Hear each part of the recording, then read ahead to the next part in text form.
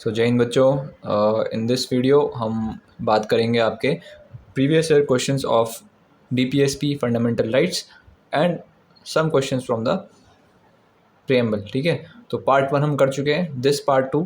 ठीक है, ये पार्ट 2 आपको कुछ और क्वेश्चंस के बारे में हम पढ़ेंगे। आपको पीवाईक्यूज़ की इंपॉर्टेंस मैं पहले भी समझा चुका हूँ, तो without wasting our time let us begin. ठीक है, starting with the first question, consider the following statement with respect of Bharat Ratna and Padma awards. ठीक है, कहता है Bharat Ratna and Padma awards are the title under 18(1) of the constitution of India. ठीक है, याद रखना these are not titles, remember titles नहीं है, क्लियरली मेंशन्ड एम लक्ष्मीकांत में क्लियरली मेंशन्ड है, टाइटल्स नहीं है, तो ये हो गया आपका गलत। दूसरा बोलता है Padma awards which were instituted in the year 1954 were suspended only once. बिल्कुल सही कह रहा है, 1954 में जो राजेंद्र प्रसाद की जो गवर्नमेंट थी, ठीक है, जो प्रेसिडेंटशिप थे उनके अंडर इनको इंस्टीट्यूट किया गया था। देर आफ्टर मोरारजी देसाई जब आए, जनता गवर्नमेंट आई, उन्होंने इसको सस्पेंड किया। देन इंदिरा सरकार जब आई, देन अगेन उन्होंने इसको रीइंस्टॉल किया। तो एक बार ही सस्पेंड हुए, फिर दोबारा कभी नहीं हुए। ठीक है, तो ये बात एकदम सही कह रहा है। लास्ट कहता है number of the Bharat Ratna awardees is restricted to maximum 5 in a particular year. ठीक है, देखो कॉन्स्टिट्यूशन जो है एज सच कोई भी मेंशन नहीं बताता कि कितनों को देना है कितनों को नहीं देना है। ठीक है, लिमिट्स कोई लाइंस कोई खींची नहीं गई है एज पर कॉन्स्टिट्यूशन, तो ये भी गलत है। तो आपका अब क्वेश्चन क्या कह रहा है, इसको ध्यान से पढ़ना है। Which of the following statements are not correct, correct नहीं नॉट करेक्ट। तो नॉट करेक्ट कौन से हैं, 1 and 3, 1 and 3 is your answer. ठीक है, मूविंग फर्दर, कहता है legislation which confers on the executive or administrative authority an unguided and uncontrolled discretionary power in terms of application of law। ठीक है, which of the following articles of the constitution is getting violated। देखो simple बोल रहा है, lemon terms में समझिए क्या कहता है। अगर कोई लेजिस्लेचर है जो कि कन्फर कर रहा है, यानी पावर दे रहा है कि उसको एग्जीक्यूटिव को या एडमिनिस्ट्रेशन को, कि आपके ऊपर किसी भी किस्म का वो लॉ को अप्लाई कर सके आर्बिटरीली, आर्बिटरीली मतलब अपनी मर्जी के, तो क्या लगता है कौन से आपके फंडामेंटल राइट का हनन होगा, कौन से होगा, खुद सोचिए। आर्टिकल 14 सबसे पहले इसको पढ़ते हैं, आर्टिकल 14 को देखिए, क्या राइट टू इक्वलिटी का हनन नहीं होगा आपकी, आपकी इक्वलिटी जाएगी कि नहीं जाएगी, बिल्कुल जाएगी यार। आर्टिकल 28 कहता है कॉन्स्टिट्यूशनल एंड एजुकेशनल राइट, तो ये इतना वाइड नहीं है। ठीक है, आपको वाइडर तरीके से देखना है चीज़ों को। ठीक है, 28 जाता है आपका कॉन्स्टिट्यूशनल एंड एजुकेशनल राइट की तरफ। 32 आपका क्या जाता है, right to move towards court. ठीक है, अब वो एप्लीकेशन की बात कर रहा है, ठीक है, एनफोर्सेशन की बात कर रहा है किसी पर्टिकुलर लॉ के, तो इक्वलिटी का हनन होगा। 44 तो देखो डीपीएसपी तो वैसे भी नहीं होगा, तो सही आंसर क्या होगा इसमें, आर्टिकल 14। ओके, आर्टिकल 14 क्लैरिटी है। आगे चलते हैं। A writ of provision is issued by supreme court और हाई कोर्ट। सिंपल देखिए, पहले आप रिट को समझ लीजिए। ठीक है, रिट को समझ लीजिए। रिट्स क्या है, रिट्स एक किस्म का अंडर आर्टिकल 32 को, ठीक है, अंडर आर्टिकल 32 याद रखना, अंडर आर्टिकल 32, आर्टिकल 32 जो है, ठीक है, उसके अंडर ये रिट्स हैं। और ये रिट्स जो हैं क्या करती है, these writs are also called as heart and soul of the constitution. ये क्या करती है, ये ऐसा प्रोविजन देती है कि अगर आपके फंडामेंटल का राइट का हनन हो रहा है ना, तो आप सीधे किसके पास जा सकते हैं, सुप्रीम कोर्ट। तो you have right to move to supreme court directly without going to any lower court. यार सिंपल सी बात है, आप सीधे सुप्रीम कोर्ट पे जाइए, किसी लोअर कोर्ट पे जाने की आपको जरूरत नहीं। क्लैरिटी एकदम इतनी समझने आपको। अगर आपको ऑर्डिनरी राइट हार्म हो रहा है तो उसमें आपको पहले एक सेशन कोर्ट पे जाओगे, फिर हाई कोर्ट पे जाओगे, फिर सुप्रीम कोर्ट में जाओगे। But as such under article 32 you have that power कि you can directly go to the supreme court in case your fundamental rights are getting violated. And court के पास भी right नहीं है कि उसे मना करें। ठीक है, सुप्रीम कोर्ट के पास भी कोई राइट नहीं है कि वो मना कर देगी आप लोअर कोर्ट पर जाइए। ठीक है, a government officer providing him to take particular action. ठीक है, तो ये भी नहीं होगा। ठीक है, अब रिट्स कितनी होती है ये भी सुन लीजिए, कोवरेंटो, सर्टियोरी, मैंडमस, प्रोहिबिशन। ठीक है, ये 4 होती है। फिर क्या कहता है, the parliament legislative assembly to pass a law on provision. ये कोई सेंस नहीं बना रहा है। The lower court providing continuation of proceeding in the case, इसको हम कंसिडर कर सकते हैं। The government providing it from following a unconstitutional policy. ठीक है यार, अब देखो गवर्नमेंट का कोई ऐसा उसमें रोल नहीं है कि कोई पॉलिसी आप ना अपनाइए, वो तो बहुत बात की बात है। बेसिकली क्या होता है, प्रोविजन, प्रोविजन का मतलब होता है कि एक लोअर कोर्ट को एक हायर कोर्ट क्या देता है, आदेश देता है। स्पेशली हाई कोर्ट्स किसको आदेश देते हैं, सेशंस कोर्ट को, जो डिस्ट्रिक्ट कोर्ट्स होते हैं उनको आदेश देते हैं आपकी जो भी प्रोसीडिंग है फिलहाल के लिए रोक दीजिए। अगर उस प्रोसीडिंग से किसी भी किस्म के पब्लिक ऑर्डर में प्रॉब्लम हो रही है। मैं एक एग्जांपल दूंगा इस केस में, संभल में जो हुआ था। ठीक है, संभल जो टेम्पल और मॉस्क वाला जो केस था, उसमें जो हुआ था, उस केस में फिर क्या हुआ था, इलाहाबाद हाई कोर्ट ने जो संभल का जो डिस्ट्रिक्ट कोर्ट है उसको आदेश दिया था कि आप फर्दर कोई भी किस्म के प्रोसीडिंग्स ऑर्डर्स को पास ना करें। क्यों? ताकि पब्लिक ऑर्डर मेंटेन रहे, स्टेटस को। यार बेसिकली किसके लिए होता है ये? स्टेटस को मेंटेन करने के लिए। चलिए आगे बढ़ते हैं, ठीक है। चलिए, कहता है who among the following are entitled to get benefit of equality before law and equal protection of the laws as enshrined in article 14 of India. Article 14, ठीक है, याद रखना, आर्टिकल 14 है right to equality, same all Indian citizen living in India, clarity. अभी इसमें आपको ध्यान देना है, हमारे पास फिलहाल एज ऑफ नाउ दो किस्म के राइट हैं। Some rights are only available to the Indian citizen. कौन से हैं वो? 15, 16, 29 एंड 30। ये चार राइट आपको हमेशा याद रखने। These are only available to Indian citizen. जो बात करते हैं आपके पब्लिक एम्प्लॉयमेंट की, जो बात करते हैं आपके किसकी, आपके कल्चरल एंड एजुकेशन राइट्स की, ये सब राइट्स सिर्फ Indians as such Indian citizens को अलाउड होते हैं, नॉट टू फॉरेनर्स। फिर all Indian citizen living abroad. अब देखो यार, कोई बाहर रह रहा है तो कैसे? सिंपल है ना, within the territory of India. क्या कहते हैं कि these laws are applicable within the territory of India. अब आप बाहर रहेंगे तो इज़ इट पॉसिबल कि आपको हम लाइक वो राइट प्रोवाइड करा पाए? नॉट पॉसिबल, तो ये गलत हो जाएगा, ठीक है। Foreigners living with in the territory of India, yes बिल्कुल, ये फॉरेनर्स के लिए भी होता है। फॉरेनर्स में भी दो कैटेगरी है हमारे पास, फ्रेंडली नेशंस और एनिमी एलियंस। तो फॉरेनर्स वो are the people of the countries we have good relations with us, ठीक है। और all citizens born in India, तो ये कोई तुक नहीं बनाता, और all citizen born in India, ठीक है, नॉट करेक्ट। तो कहता है which of the following is correct. तो सिंपल है, 1 and 3 is the correct answer in this case. आगे चलते हैं।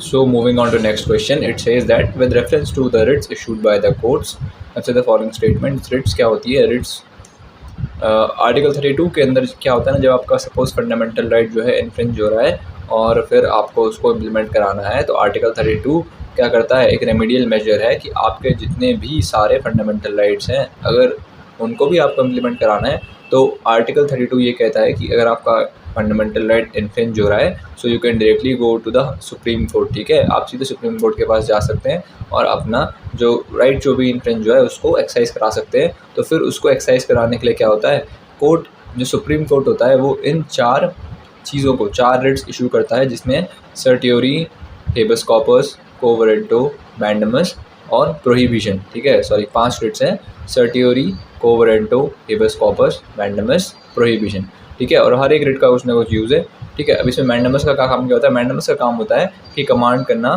कि किसी भी पब्लिक ऑफिशियल को कि वो अपनी ड्यूटी परफॉर्म करें। तो ये किसके लिए होगा? पब्लिक के लिए, ठीक, नॉट फॉर प्राइवेट बॉडीज़। तो फर्स्ट स्टेटमेंट करेक्ट हो जाएगा। Mandamus will not lie against a private organization unless it is entrusted with the public duty, ठीक है। अगला क्या बोल रहा है? Mandamus will not lie against a company even though it may be a government company, ठीक है। तो सही बात कह रहा है, Mandamus किसी कंपनी के लिए थोड़ा है। हाँ, अगर it is acting, if that government company is acting as a public instrument, तब बात अलग है, नहीं तो जनरली राय नहीं होता है। फिर लास्ट क्या बोल रहा है? Any public minded person can be a petitioner to move to court to obtain writ of quo warranto, ठीक है। साफ सी बात है, कोई भी पब्लिक पर्सन है वो जा सकता है और वो जाके quo warranto की रिट ले सकता है, इसमें कोई प्रॉब्लम नहीं है, अनलेस एंड अनटिल उसका जो फंडामेंटल राइट हो वो इन्फ्रिंज हुआ हो, ठीक है। तो इसमें सही क्या हो जाएगा आपका? 1, 2 and 3।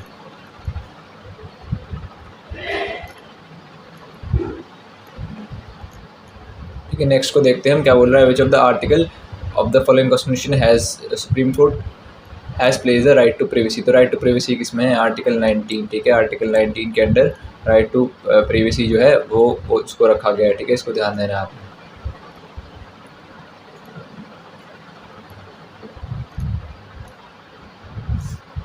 ठीक है, ये क्रीमी लेयर वाला क्वेश्चन देखिए क्या बोल रहा है। Which of the following cases in the supreme court of India dealt with the issue of creamy layer among the backward classes, ठीक है। ये भी फंडामेंटल राइट वाले चैप्टर से लिया हुआ है, ठीक है। तो इसको आपने याद रखना है, Indira Swami versus state of India and Ramanandan committee थी और ये केस था, ठीक है।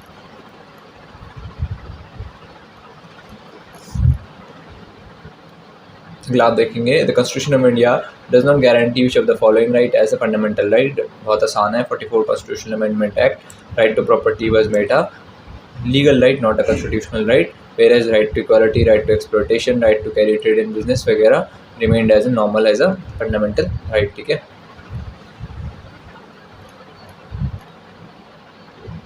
फिर क्या कहता है, which of the following statement regarding DPSP is not correct. ठीक है, ध्यान देना आपने क्या बोल रहा है, वो नॉट करेक्ट कह रहा है। ठीक है, कहता है state shall follow directive principle. देखिए एकदम सही है, शैल की बात करता है।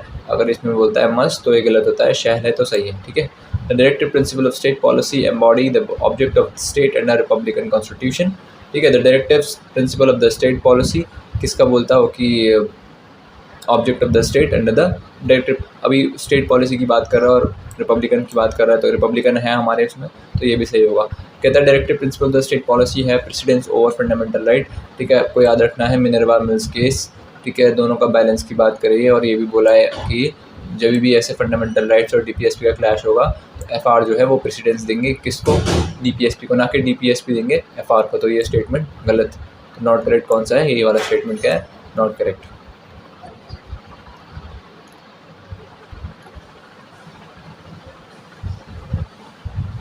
ठीक है, अगला देखेंगे आप, which of the following are the defining features of liberal democracy. Liberal intellectual liberal principle देखे थे डीपीएसपी में, वो भी आप यूज़ कर सकते हो। देखो, फॉर्मल यूजुअल लीगल रूल्स, सही बात है ना, जब रूल्स होंगे ऑर्डर बेस्ड गवर्नमेंट होगी तभी तो आप वहाँ पे लिबरल डेमोक्रेसी होगी, लोगों को अधिकार मिलेंगे ना। तो रूल बेस्ड जो गवर्नमेंट है उसका होना बहुत ज़रूरी है। Guarantee of civil rights and individual rights. Civil rights आपके प्रेस का जो राइट्स है, आपके जो बोलने का अधिकार है, वो आपके सिविल राइट्स है।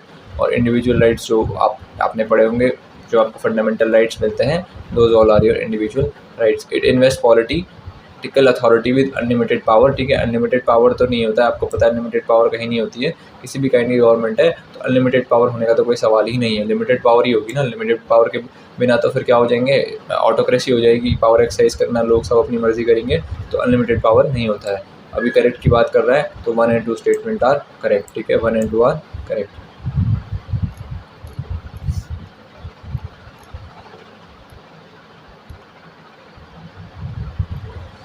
ठीक है,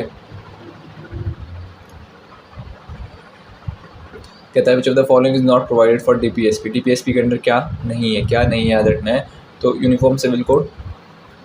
ठीक है, ठीक है, तो यूनिफॉर्म सिविल कोड तो है, आपने देखा article 44 separation of executive from judiciary, article 50। ठीक है, participation of workers in the management of local self government, Gandhian principles याद है 43B। तो ये तीनों हो गए। और राइट टू वर्क, जहाँ पर राइट टू वर्क की बात आ गई एजुकेशन वगैरह की, तो it is a part of your fundamental rights, not your directive principle of state policy. Clarity है।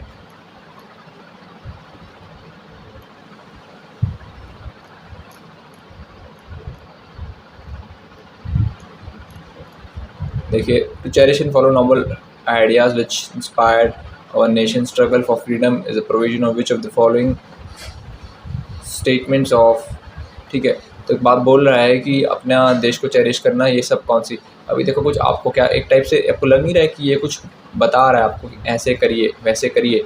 तो जहाँ पे आपको कुछ बता रहा है, आपकी ड्यूटी से एक्नॉलेज करवा रहा है ना कि ऐसा करना, तो ड्यूटी की फीलिंग आ रही है, ड्यूटी का सेंस आ रहा है, तो फंडामेंटल ड्यूटीज़। डीपीएसपी तो कोई ऐसी बात करता नहीं, डीपीएसपी तो गवर्नमेंट के लिए, देखो है ना, डीपीएसपी जब गवर्नमेंट के लिए है और ये बात कर रहा है ड्यूटी की, तो क्या ये ह्यूमनली पॉसिबल है कि ये जो है इससे अलाइन करेगा, नहीं करेगा भाई, क्योंकि ये तो स्टेट के लिए है, हमारे लिए नहीं है। फिर फंडामेंटल राइट की अगर बात हो रही है तो फंडामेंटल राइट के साथ भी वही जाता है, वो तो हमारे लिए है ना। मतलब उस सरकार को आदेश दिया जा रहा है कि आप वो करते हैं, ये सिटीजन्स को आपको उनको देने हैं, तो ये भी नहीं हो सकता ना। प्रियम्बल आपको पता है, it is called as identity card of the constitution. Identity card की तो बात ही नहीं हो रही है, क्या बचता है, फंडामेंटल ड्यूटीज़। ठीक है,